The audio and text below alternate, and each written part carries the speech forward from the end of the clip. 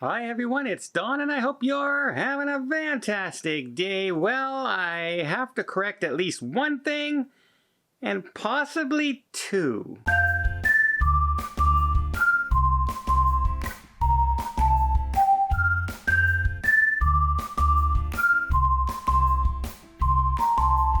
So the first thing I want to correct, the other day when I was talking about percentages in Australia, we were wondering how long it's going to take for Australia to start up.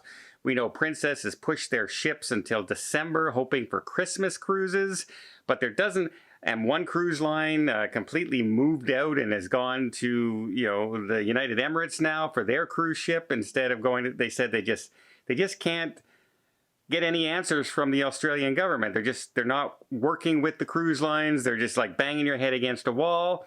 But in that comment I mentioned when I was talking about the vaccines and the percentages and things like that of fully vaccinated and how slow it was going, that's not, the percentages are correct, but I said the population was 8 million. And even when I was saying it, I said to myself, this doesn't sound right.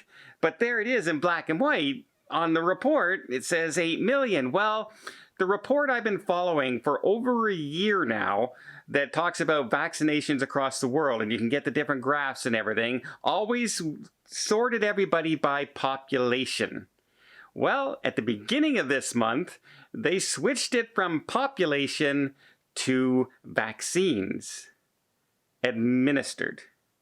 So it went from this is how many population is there to this is how many vaccines have been administered. So yeah, the population of Australia, it's around 25 million.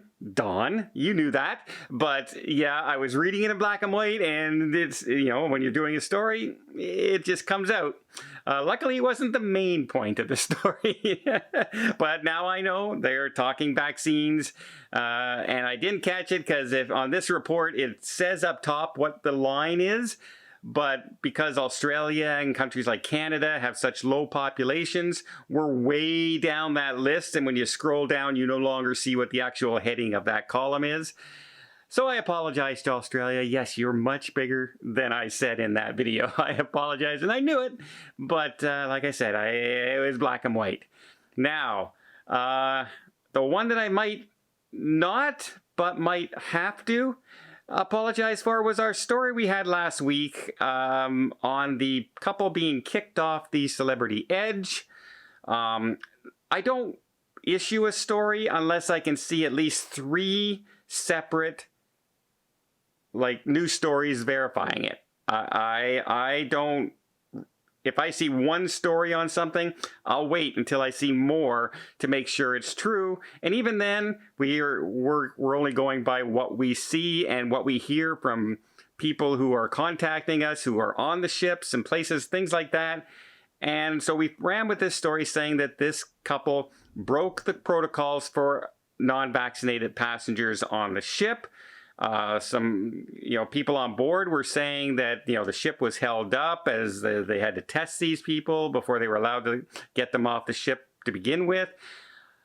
Apparently, according to I believe it's the Points guy, that that might not be the case. Celebrity officially is saying that what we think is different. However, when I go to the Celebrity website and their news coverage and things like that, they're